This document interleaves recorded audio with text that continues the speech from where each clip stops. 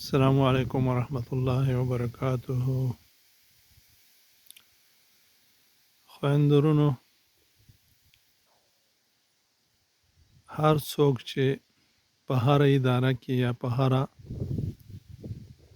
چوکۍ کار کوي، مقرر وي او د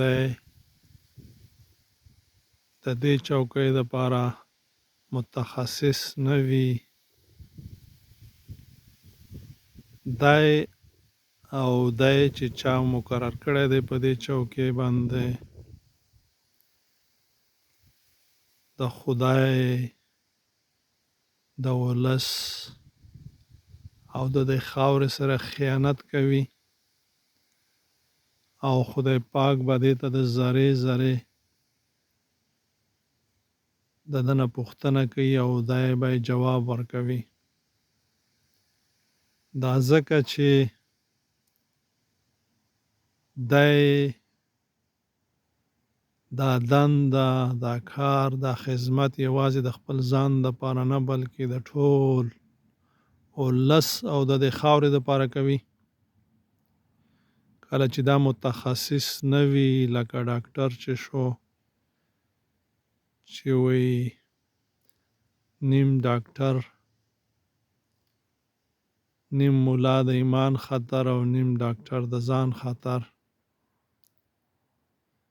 داسې د سړکونو جوړولو متخصصین وګورئ چې انجینران چې دوی کله دا جوړوي په میاشتو کې دننه د منځه ځي.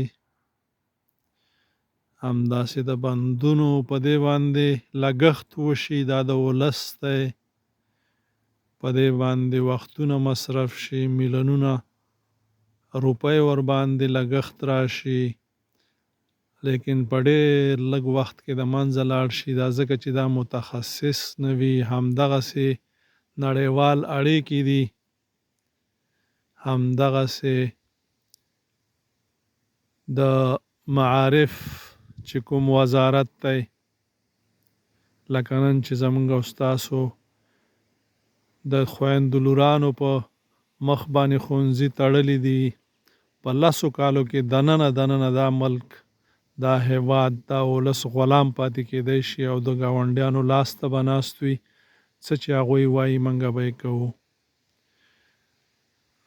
زمونږ په دې کې د ناموس، د عزت، د پیاوړتیا د هر شي خطر دی. الله مو ښاد و آباد لره.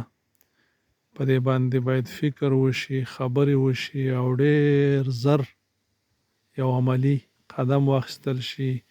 وزارتونه باید هغه چا ته وسپارل شي چې هغه متخصص وي.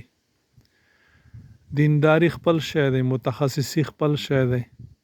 مولا ډاکټر نشي جوړېدی، مفتي انجینر نشي جوړېدی، انجینر مفتي نشي جوړېدی، ډاکټر مولا نشي جوړېدی او داسې نور. ژوندي اوسئ، آباد اوسئ. السلام علیکم ورحمة الله.